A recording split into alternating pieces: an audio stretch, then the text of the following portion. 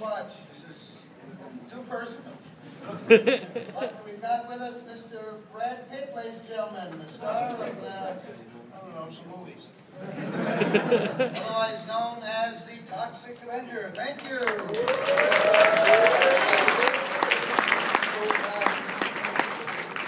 think the Stan will come in from over there, I guess. At any rate, thank you for coming to the wonderful ACE Comic-Con Stan Lee Q&A.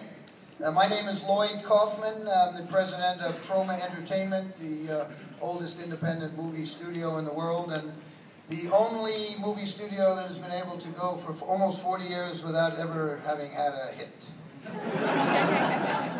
Now, I figured I would tell you just a couple of facts about Stan Lee. You probably don't know much about him.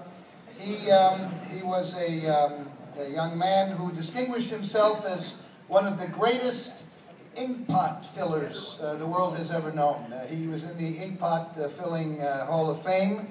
He distinguished himself as a sandwich delivery person to the Richard Day Pharmacy, and also managed to become a member of the Hall of Fame of Office Boys for the Trouser Association of New York City. He also wrote slogans for the United States Army. And I believe, I'm not sure, you may go on Google to check this out, but I believe Stan was the poster boy for the Don't Ask, Don't Tell slogan that he wrote. At any rate, I don't know much about what he's done since then. We lost touch during the Spanish Civil War, but I do know that he did appear briefly in the Citizen Toxie, the Toxic Avenger Part 4. I do know that, and maybe if we bring him out, if we have a Q&A with him, we can find out if he's done anything of significance since then. So without any further delay, let me introduce you to the man who inspired at least 1,000 butt shots of Scarlett Johansson, Mr. Stan Lee! Stan Lee, ladies and gentlemen!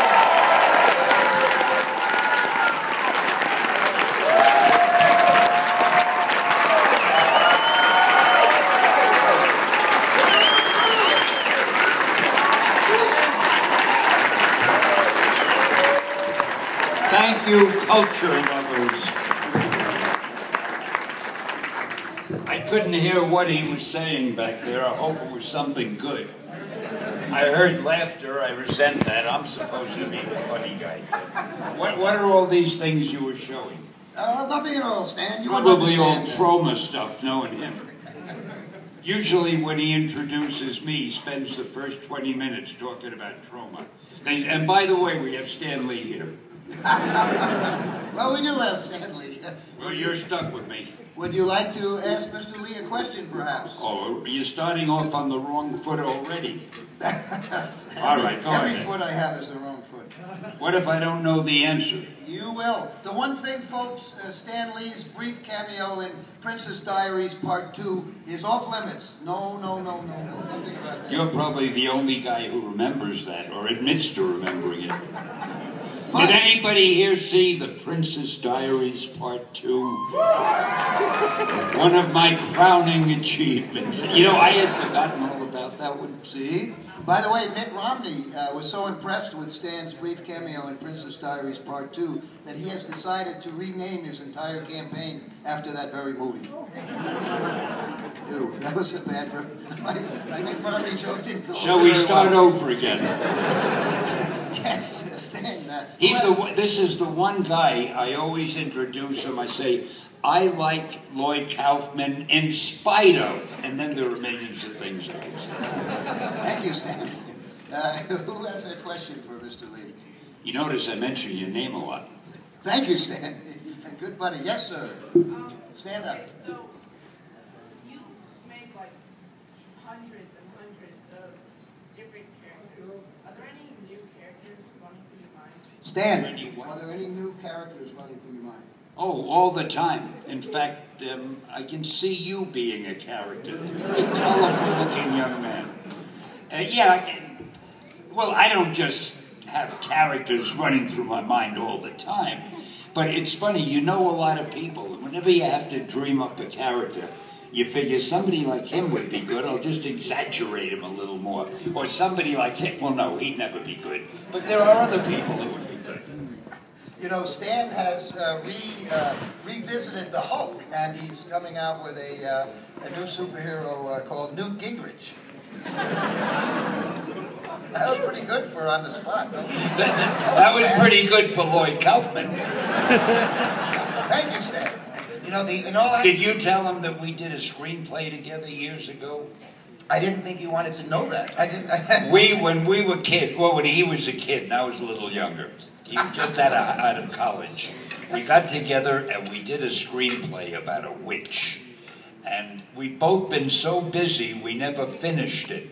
But one of these days, you still may see on the silver screen our story about a witch. Night of the Witch. Night of the Witch. The Night of the Witch. Stan Lee's Night of the Witch. But, unfortunately, because Lloyd Kaufman was involved, that script is probably the only project that Stan Lee has not succeeded in bringing to... No, we just haven't finished it, that's all. We haven't finished writing it. One of these days, it'll probably be the daybreak of the witch by the time we finish.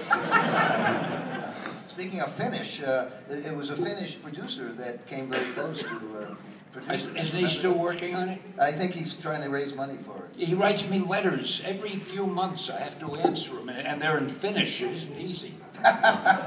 Who has another question, Mr. Lee? That's the only way he can shut me up by saying, who has another question? We only have 3 hours for this. No, kidding. Yes, sir. What's the one Marvel character you'd like to see either made into a movie or remade? What Marvel character? What? Made into a movie or remade?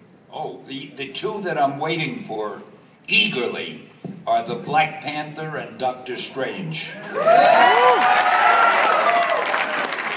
if I don't get to play Doctor Strange, I won't do any more cameos.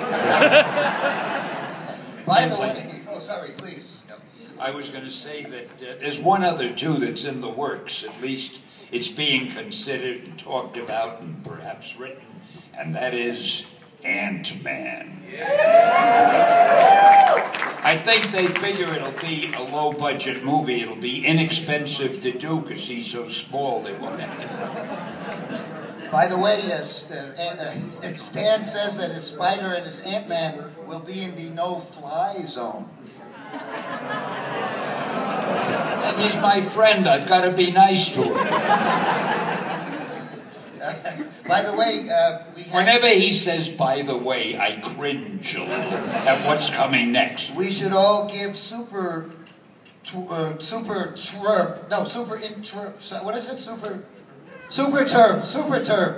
who moderated, who interpreted last year, give him a big round of applause. He's back. I'm all in favor of that. And the people for whom he does this interpretive dancing call him Super Turp. As opposed to Super Twerp, which people call me. Anyway, who had a question? Did you have a question? What? What's your favorite superhero other than the Toxic Avenger? The only Avenger not in the Avengers. Very good. I don't have a favorite superhero because I love them all. It's like asking a father, who's your favorite child? You can't do it.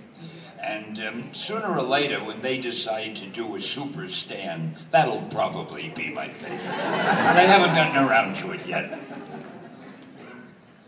Yes, sir. Wait for the mic. Was there an artist that you regret not getting to work with? Was there an artist that you regretted not getting to work with? Well, I worked with Mobius on one job. He did a Silver Surfer with me, and I would have loved to have done some more work with him because he was sensational. I think I've worked with almost every good one, and there are a lot of great artists now that I haven't worked with, but I don't really know them. I just when I pick up a new book, I look through it and I say, man, this is sensational. And I see a name I don't know because they're all new to me because I've been out of it for so long. But I was lucky. I worked with most of the guys I wanted to, and they certainly helped to make my stories look good. Stan had an opportunity to work with Rembrandt, but he turned down Rembrandt. Big mistake. Yeah, he didn't show me enough samples. And the lighting wasn't very good in his work. Who's next? Yes, sir. Did you have any hand in creating the supergroup Team Omega? Did you create the Team Omega, or have a part of creating Team Omega? If you like Team Omega, I'm sorry that I had nothing to do with it. If you don't like Team Omega, no, I didn't have anything to do with it. But I didn't. In fact, what is Team Omega? You don't know either. I sure don't know. Yes, sir. Have you thought about doing an origins film for Silver Surfer? Called what? Have you thought about doing... I heard the whole thing. I said, called what? Called what? That's what is a title called what? That's a bad title. What is not a No, good no, title. no. What? You know, you're tormenting. Have I thought about creating an origin something team or something called what? And I missed the what. Oh, Silver Surfer. Stan is saying he missed the what? Silver Surfer. What?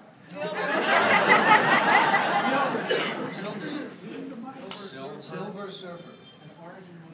An origin movie of the Silver Surfer? Yeah. Oh man, that would be spectacular, involving all planets and worlds and Galactus, and I think that would be sensational. And maybe we'll just consider that. Thank you very much. Now you see, if you would answer something correctly and succinctly, then we could perhaps have a method of communicating with the audience that would be advantageous to both of us. But look how smart I make you look. No, that's true. Next to you, I look incredibly smart. And human. Don't mind what I say to him. I really love this guy. And I'm not even gay. Well, I am. Oh, Jesus. Yes. How do you feel about Avengers versus X-Men, and who do you think will win? How do you feel about Avengers versus X-Men, and who do you think will win? Well, the second part of the question is easy to answer. Anytime there's a fight like that, people always say to me, if the Hulk fought Thor, or if Spider-Man fought Iron Man, on and on, who would win? And the answer is, it depends on who's writing the story and who he wants to win. So what was the question? What was the question? I forgot it. How do you feel about Avengers versus X-Men? I think that will be great because they're both two incredible teams. The X-Men are certainly as powerful as anybody could be. Nobody's more powerful than the Avengers. When they get together, just think what a great cameo I would have in that movie.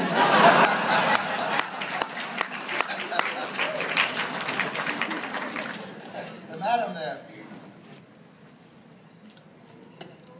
He wants to know about the contest that you had, the Who Wants to Be the Next Great Superhero. What happened to Feedback and Fat Mama? All of those. Did I hear Obama?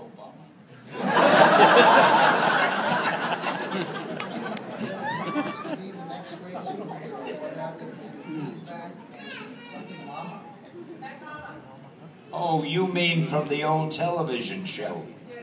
Oh, well, I would have to look them up and get back to you. I think I've lost track in the past year or two. But it's a good question, and I'm glad someone still remembers. Stan has been rehearsing for Dancing with the Stars, probably. Oh, you heard about that? Yes, sir. Take the mic, please. Oh, do you know if there are any plans or if there are any Native American superheroes? Any plans, or are there any Native American superheroes? I made one up that was in the Fantastic Four. He was an Indian. I forget. Anybody remember his name? What? Wyatt Wingfoot. Wyatt Wingfoot, that's right. I don't know why Marvel hasn't used him more. I think he'd be great. I see, I'm not involved really with the Marvel bullpen these days, so I don't know what they're working on. And there may be plans for a Native American superhero. I hope there are. There was As Thunderbird.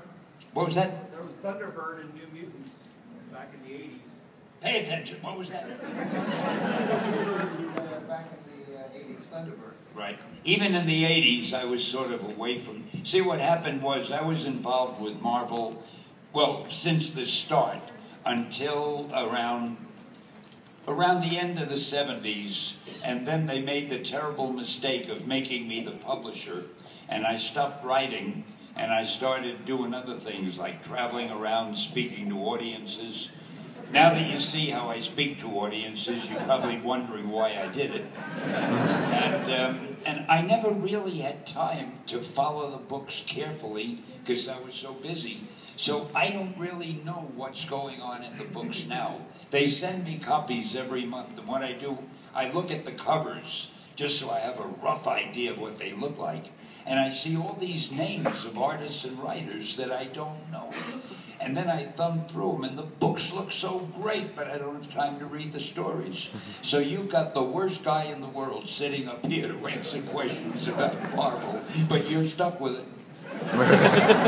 Thank you, Stan. At least you got, what's your name again? Brad Pitt. Brad Pitt. In the back there, in the back. Yes, stand up, that's it. Doesn't it give you a feeling of power to be the one to pick the person? Yeah, you know, it does. I'm embarrassed to say. Yes, sir. What was your reaction when you saw the Avengers movie? What did you think of the Avengers movie? It wasn't bad. Did I ever tell you why it made so much money? This is a little industry secret, but I'm gonna. You all look like you can keep a secret. See, I had a cameo in it. And it was a very brief cameo. If you blink your eyes, you'd miss it. So what happened was a lot of people blinked their eyes. The movie ended, and a lot of people, and usually half of the audience, they'd say, "Wow, I missed Stan's cameo. I better buy another ticket and see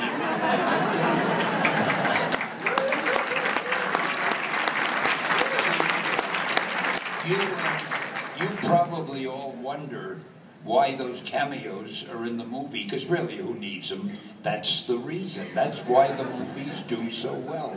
Everybody buys 2 tickets on account of my cameo. And in fact, if you would like to see Mr. Lee in a cameo, Citizen Toxie, the Toxic Avenger Part 4, as the well man as doesn't miss a beat.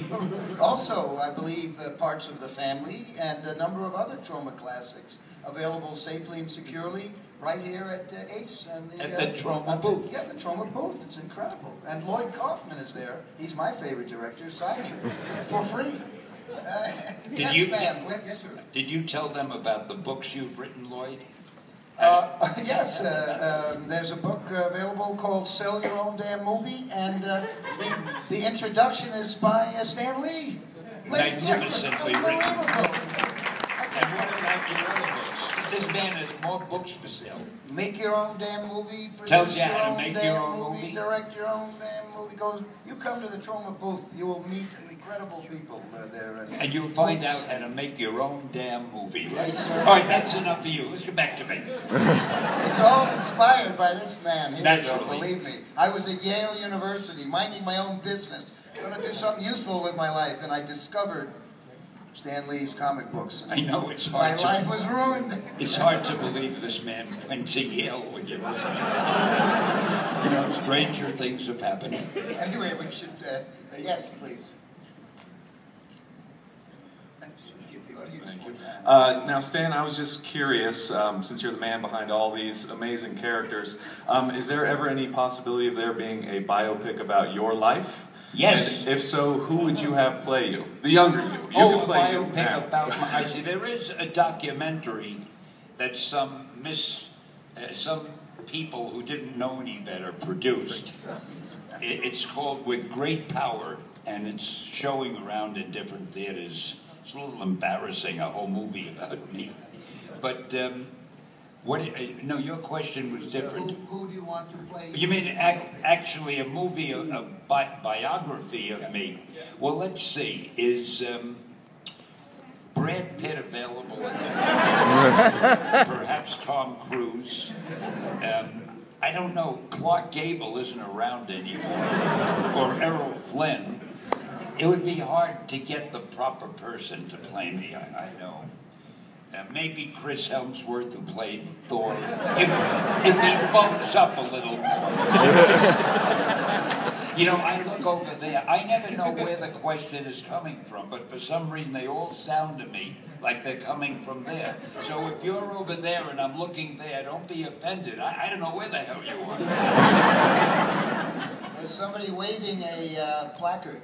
Ask your question, sir, or madam. Not only don't I hear well, I can't see well. You see somebody waving, I see blackness out there. Look like a tray or something. Really? Anyway, what's your question, madam? Okay, first of all, thank you, Stanley, for making the trip out here. Sorry.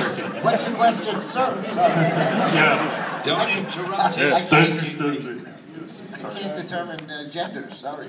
Now I missed the question. Repeat the question, please. Yes. I've noticed the writing style back when comics, back in the 60s and 70s. What do you think of the difference of the writing styles, like using formal words more back then as opposed to now? What do I think of? The writing style of the 60s was more formal then and now. I don't really know what the style is now, I'm sorry to say, because I haven't been reading the books. But if somebody will tell me the difference, I'll tell you what I think of it. To me, a story is a story. Writing style, you try to write, whatever your idea for the story is, you try to write it in such a way that it'll be interesting and exciting to the reader and want him or her to turn the next page and hopefully buy the next issue. And every writer, there's so many writers now writing comics, they all have a different writing style. And most of them, I'd say all of them, are damn good, because most of them now are people who also write television shows and movies, and it never was that way years ago. We were all a bunch of comic book writers who never dreamed that one day we might write a movie or something. Now, if you're not an ex-screenwriter or TV writer, it's almost hard to get a job as a writer in comics. Everybody wants to write them, all the big professionals. And that should make the books a lot better. We've got the best writers around doing comics. When I got out of Yale, Stan introduced me to Alain Resnais, who did the last year at Marienbad, a film noir, a major French film noir director, and loved Stan's comics, wanted to write comic books, and we were going to do a movie with him, but I think I ruined it. Yeah, you did. He originally wanted to do Spider-Man. It was very frustrating. Alain Resnais was the top French director a million years ago, and everybody knew him at that time. It was like Federico Fellini and Alain Resnais. Yeah. And today, hardly anybody knows who he is. And when you mention him, it's... but he was good, and he was one of the first big directors who saw that there were movie possibilities in comic books. And he flew all the way from France to see if we would do a Spider-Man movie together. It never really worked out, but we became friends, and he was a great guy, and nobody knows him, so what the hell? Well, you also had an idea for The Man Who Talked to God, which with Alain Resnais, and you had me write it up. Yeah. And then Resnais took a hike, I think, thanks to me, went away. Yeah, but the way you wrote it That's up, what I mean. It made a lot of people not believe in God anymore. It turned so many people into atheists. I wouldn't show you a script anymore. Thanks, Stan. Yes, ma'am. Yes, you with your hand up. How's that? Hi. Out of all of the characters that you've written, which one was the most fun to write? The most fun to write? I think the Fantastic Four for the most part, because I like to get all the arguments and the petty squabbling between the Thing and the Torch, and how they all made fun of Reed Richards because he talked too much and used big words. And and there was the Yancey Street Gang and Irving Forbush, and I don't know. I could have fun with the Fantastic Four more than perhaps any of the others, so I like that. Please, the front row. Hello. Just like you said, last year you said that he was your hero for interpreting. Is that still the case? That you're my hero? Absolutely. And I'm going to be needing you pretty soon. My hearing is getting worse and worse. Okay, and secondly,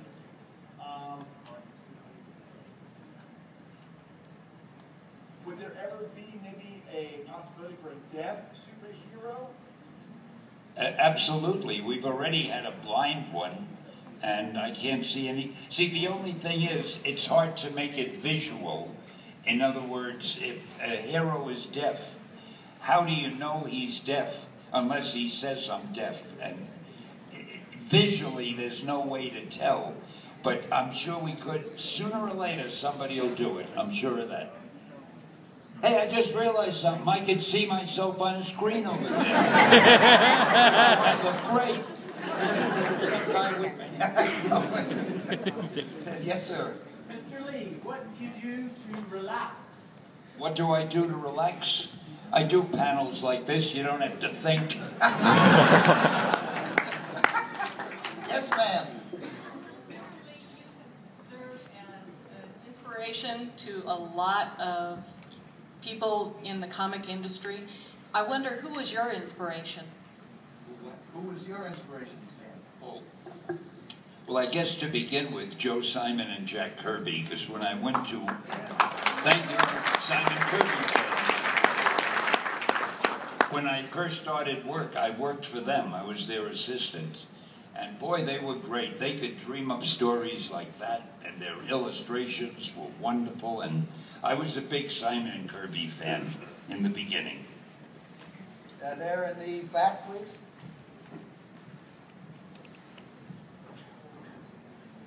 Did you ever kill the loved one of a character that you later regretted? Did I ever? Well, I didn't kill a character I regretted, but Jerry Conway killed Mary Jane. Not Mary Jane, the other, Gwen Stacy. After I had killed her father, Captain Stacy. And it was as though we had a pogrom. We had some sort of a thing against the Stacy family. So I was a little bit sorry that she had been killed. But other than that, I don't think I killed that many. I can't remember killing any. Did I kill anybody? You wouldn't know. With your jokes. With your jokes, yes. Osama bin Laden was actually taken out by this man's sense of humor. With the stick there. I will never sit on a panel again with a guy who tops me. No way. Nobody tops you, Stan. Stanley, ever since the episode of The Big Bang Theory aired, how many people have given you a DC comic to sign? How many people at DC Comics what? How many people at The Big Bang Theory had a section where they had you signing DC Comics? How many people have given you a DC comic to sign? Oh, I always get DC Comics to sign. I get other kind of things to sign. I get things I never wrote. I sign anything, because not only don't I hear well, I can't see well. I don't know what that is.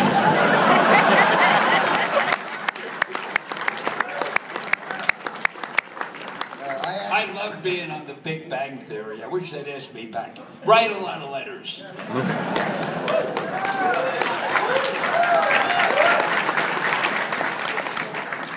I actually got Stan Lee to sign my tramp stamp.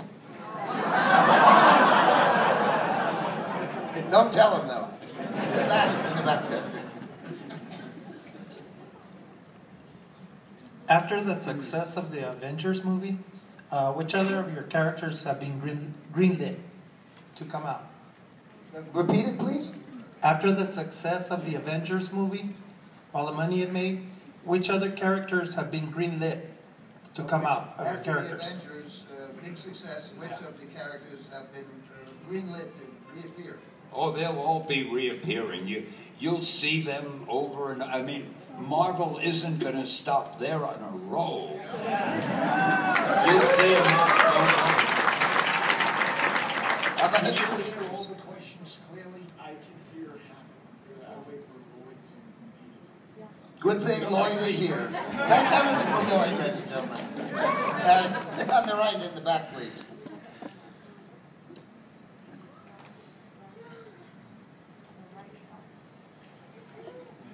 When are you going to bring Apocalypse in making X-Men 4? Because I heard Apocalypse. when are you going to make X-Men 4 and bring in Apocalypse?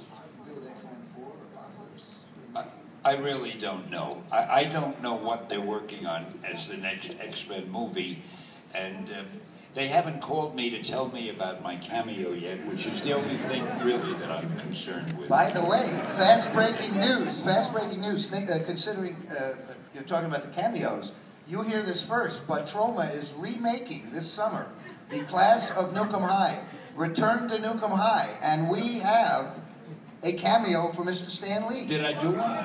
No, you're going to do one. Oh, great. The Return to Nukem High, Stan Lee, a cameo. That is unbelievable. Fast-breaking news. This man doesn't miss a chance. It's going to be, and he makes us go to his office, though. He won't come to the set. We have to film in his office. Yes, sir. You usually don't have a set. You shoot wherever you happen to be. That is very true. Who is your favorite villain? My favorite villain? Dr. Doom. I love the idea of a villain who's the king of his own country, and when he comes anywhere else, you can't arrest him because he has diplomatic immunity. I don't know if they're playing that up in the stories now, but I get a big kick out of that. Yes, sir, with the beard. There's 20,000 guys with a beard. That's why I said that. I was just wondering if there was anybody that you created and didn't think would go over well, or adversely someone who went over really well that you didn't really know that he would. Was there anyone you created that surprised you, either negatively or positively, in terms of success? I actually heard that, but I wanted to see how well you translated. You could have done a better job. He said it with more profundity. I had one character. Actually, I think it was in the Fantastic Four. Jack and I were worried. We had a deadline, and we had been working on some other books, and suddenly we realized the Fantastic Four book was late, and we had to come up with something very quickly. And I didn't have a story to give him, so I said, I tell you what, Jack, let me give you the name of a villain. And I thought of Diablo. I said, that sounds like a great villain. Draw a guy that looks like Diablo ought to look. So he did. And then I made up a fast story, and Jack drew it, and the book was published. It's the only story I ever did that I don't remember what it was. I have no idea who Diablo was or what his power was. I mean, we did it in like 10 minutes. We worked on the thing, and then we went on to other things. And that is the one character. I don't know if Marvel ever used him again, if you've ever seen Diablo. But the one character I think I really failed with, I know it's a shock to you thinking I may have had a failure, and I'm sorry if I've ruined your stay here with that information. But, you know, the truth must be told. The gentleman in the red. What gave you your inspiration to create Daredevil? That I did. What inspired you to create Daredevil? I thought it would be interesting. I was reading somewhere about people who are blind and how very often their other senses would be honed to a higher degree. And I thought it would be interesting to try to make a hero who's blind, but his hearing would be better, his intuition would be better, everything. And I love Daredevil. I'm sorry the movie didn't do better, and I hope they're working on another Daredevil movie, because I think he's a very interesting character. And I don't remember initially what gave me the idea, but I'm glad I did him. Oh, one thing about it. I was a little bit worried. I was afraid I would hear letters from blind people or relatives of blind people saying, "That's ridiculous. Are you making fun of blind people, implying that they can swing on ropes and walk on ledges and do all of that?" But instead, I received more mail from charities for the blind saying they thought it was wonderful that we had these stories of a blind superhero and that they would read them to the people in the institution, and they all loved them. So it turned out to be good after all. Nice. Thank you. Very nice. Yes, sir. Hold on, wait for the microphone, please. In the front?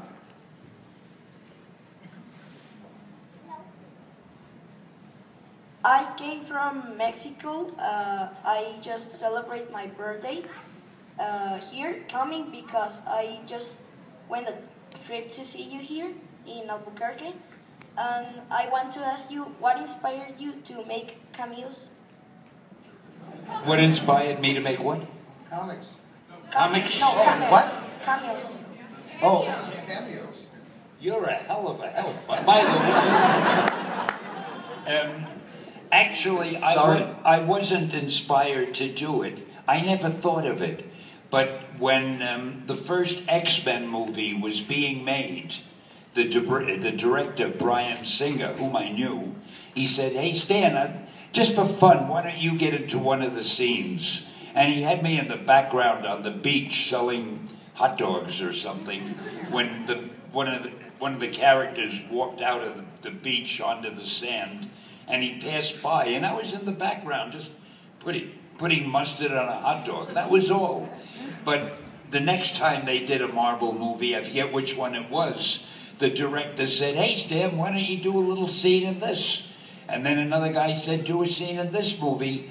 And before I knew it, I was doing these things, and I suddenly realized I am a ham. I love doing it. Now I meet people in Hollywood. They could be anybody who makes movies, a director, a producer, and he'll say, "Oh yeah, I'm so-and-so, I produce this, that, and the other." The first thing I say to him is, "Have you got a cameo for me?" When was that first cameo? Oh, whenever the first was X-Men that? movie came out, I don't remember. When?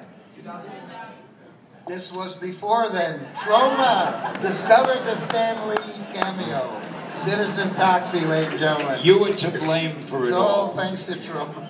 In the back, on the left. Hi.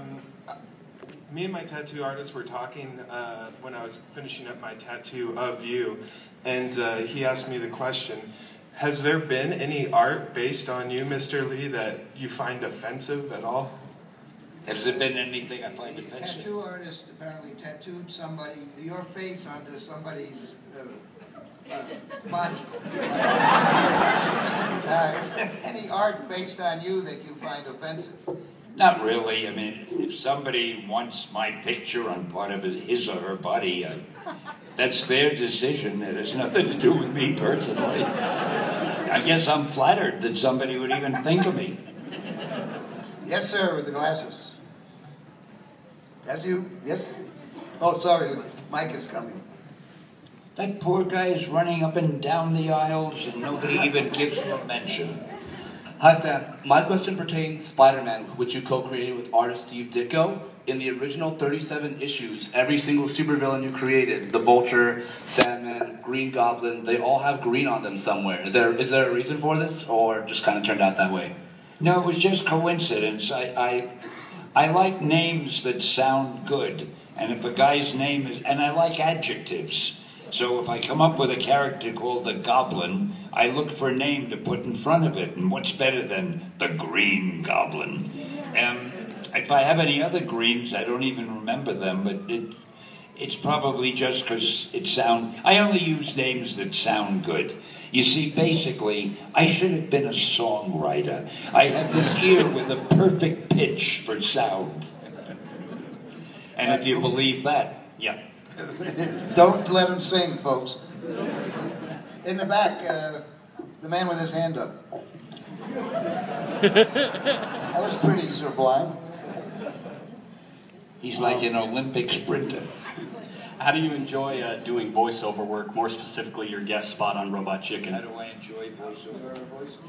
Specifically your voiceover spot on Robot Chicken. How do you like doing the voiceover? Oh, that was great. And I think I did a second one. I don't know when it'll come out or if it came out.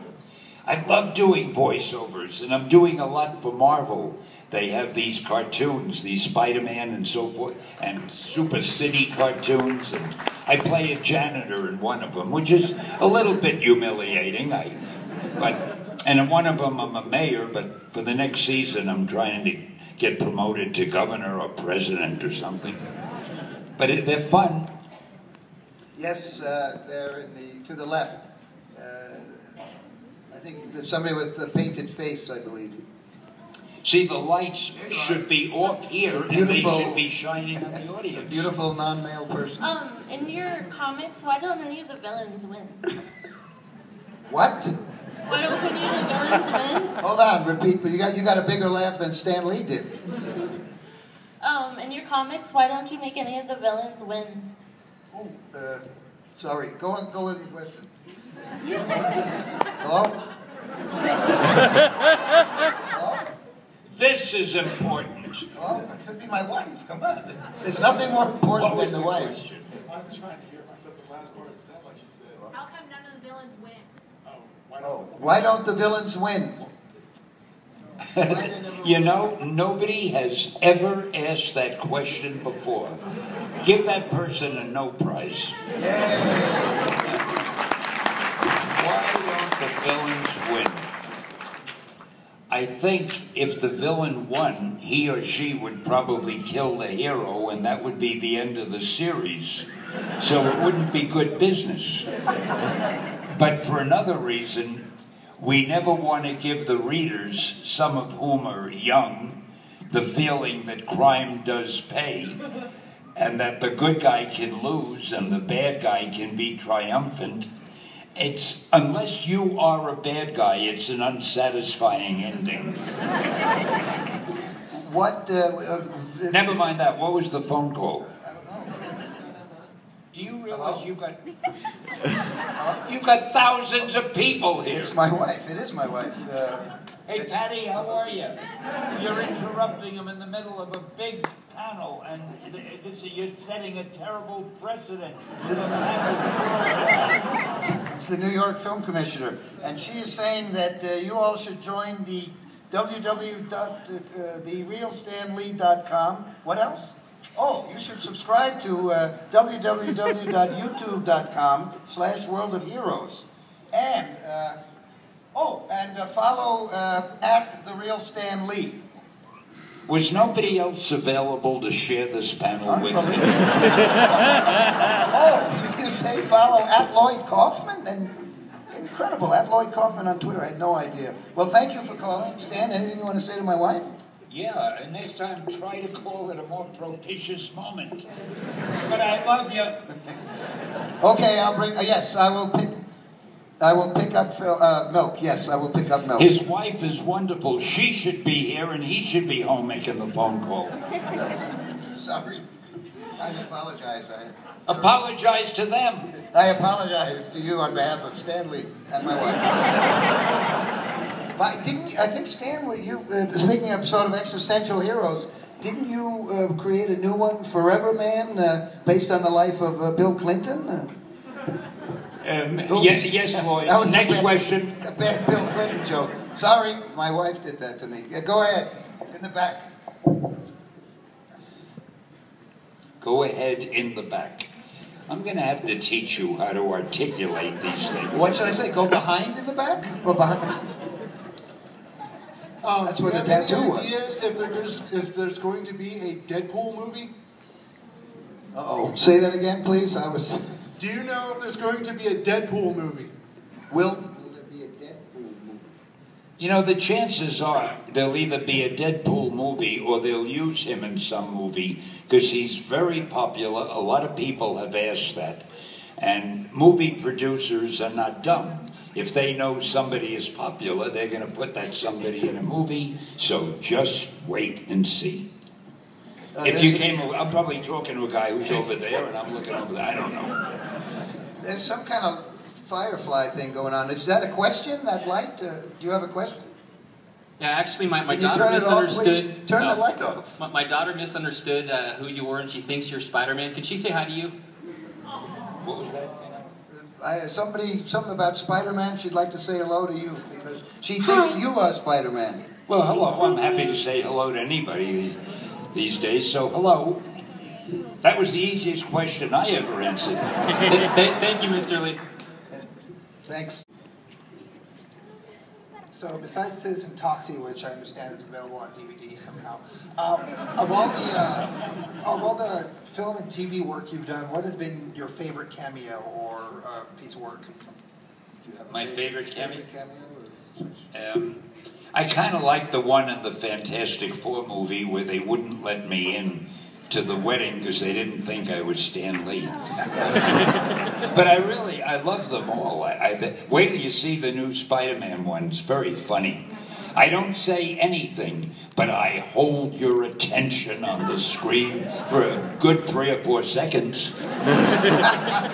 Tell me something. Have you all ever been to a panel as disjointed and badly organized as this one? I want to apologize. Lloyd is really doing his best. The man is trying, and we've got to be forgiving. We've only done this for 2 years now, so we'll get it right.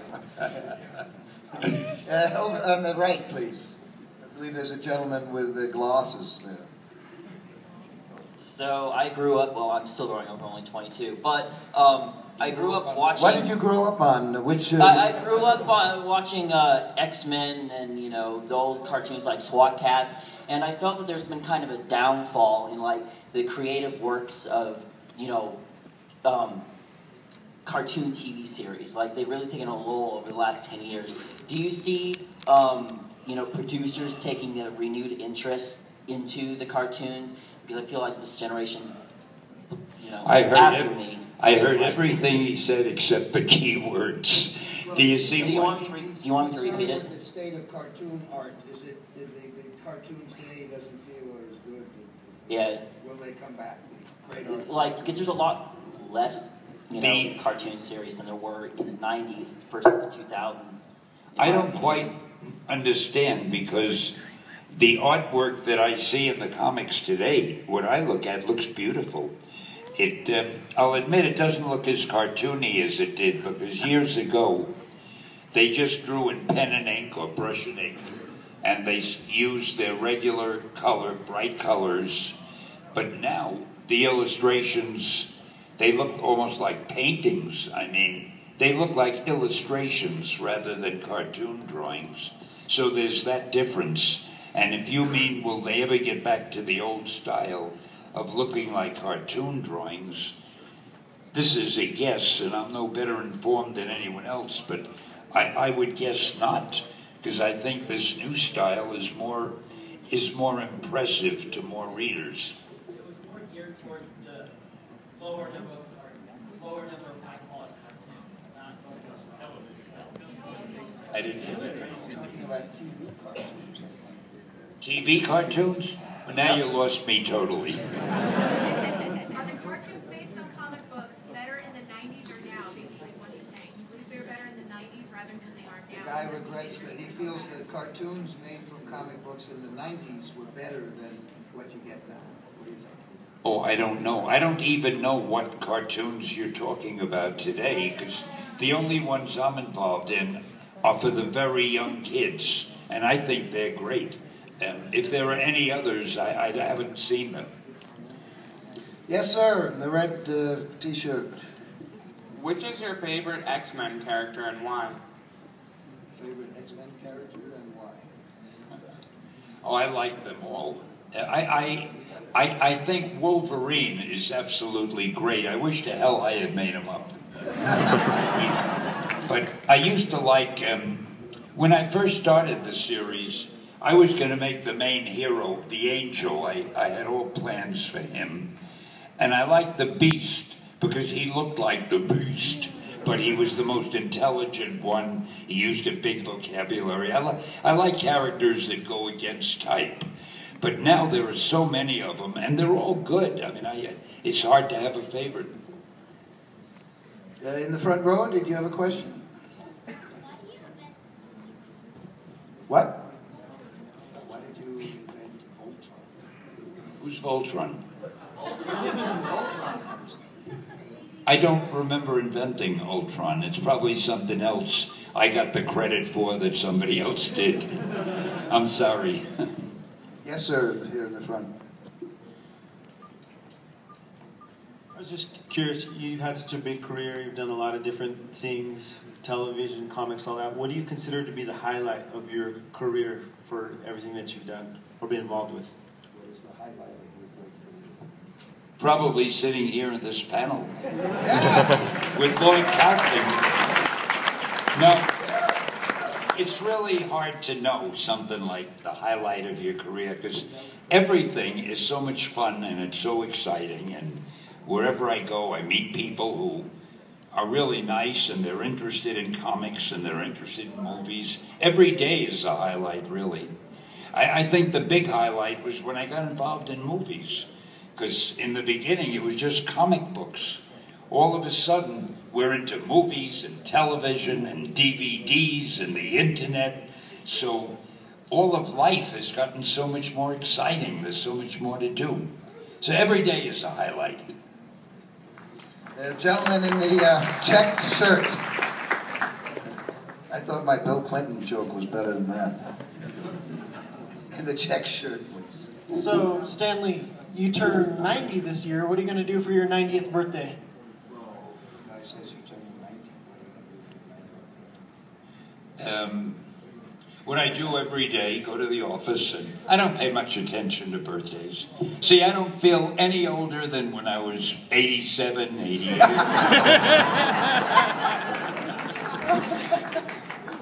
Yes, ma'am, in the big hair. Can you get a mic in there? Oh, nice going. Cool. I was wondering, do you ever create a character based on your wife? If I would. Did you say, did you ever create a character based on your wife or on your wife? Have you created a character based on Joan? Oh, all of the beautiful, intelligent, wonderful women are all based on... Smart man. Let me read that. And it's the truth. And she's the best. She is the best. What? Good answer. Yeah, you bet. Yes, sir. I love looking at that picture of me. Why can't that be in the front? Hi, who was responsible for canceling the X-Men comic after number 66? Was it canceled after 66?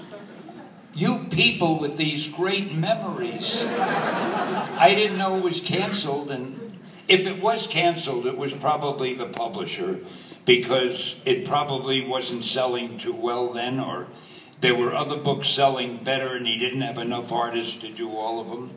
But we brought it back again, didn't we? It's out there now. I mean, don't tell me that there's no more X-Men and nobody told me.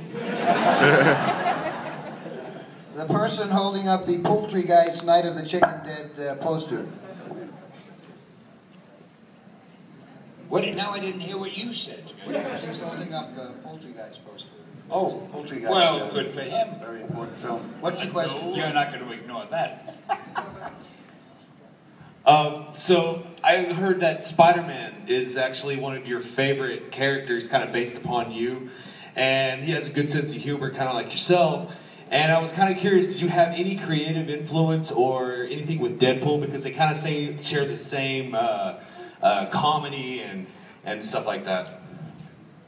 Because Spider-Man has a good sense of humor, he's asking if Deadpool, who also has a good sense of humor, is a result of your influence? Oh, I'd love to feel that Deadpool is a result of my influence. I'd love to take the credit for it. But I don't know. I don't even know who created Deadpool. But if he's a guy who wanted to write like me, more power to him. Way in the back, please. Waving, hand waving in the shadows. Hi. Considering the number of movies that you have out now, which actor's interpretation of your characters do you enjoy the most? Which actor's interpretation of your characters do you enjoy the most? Well, I think far and away Robert Downey Jr.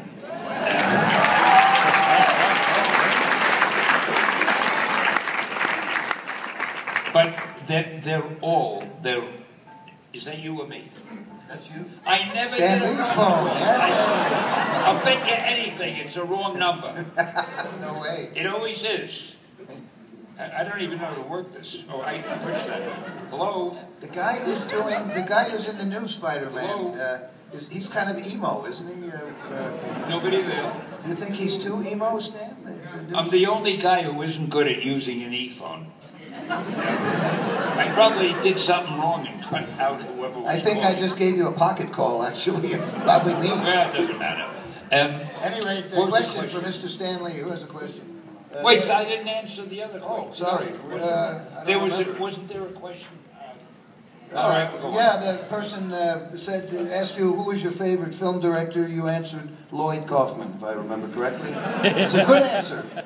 Who's next? Yes, with the very attractive beard. That's you. Attractive. Yes. Thank you very much. Anyway, Mr. Lee, I was wondering what were your favorite, what was one of your favorite hero-villain confrontations or even hero-hero confrontations that you've written about? What were my favorite ones? Hero, villain, hero, villain, confrontation. What was Just your favorite confrontations that you've written about between heroes and villains. Yeah. The favorite battle? Yes. I think of one now. There was one story I wrote where Daredevil fought Submariner. And now here are two heroes. If I made Submariner win, the Daredevil fans would hate it. If I made Daredevil win, the Submariner fans. And I wrote it in such a way that it was sort of a draw, and they were both incredibly heroic.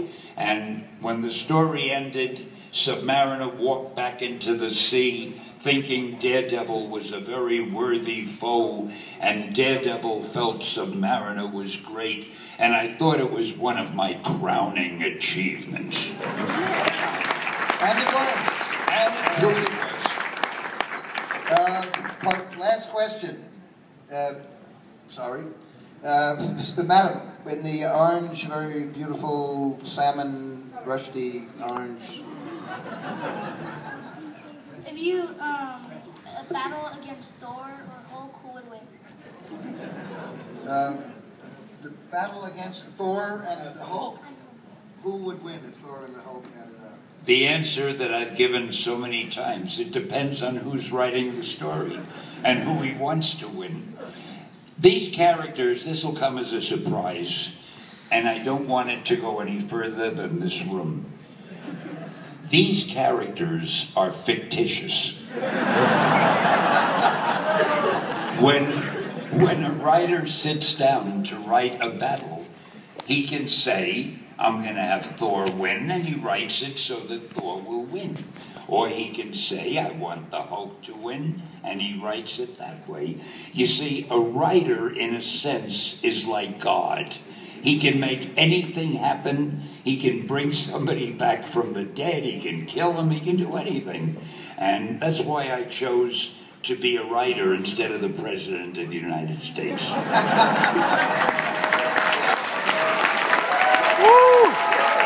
Thank you. Thank you, Stanley.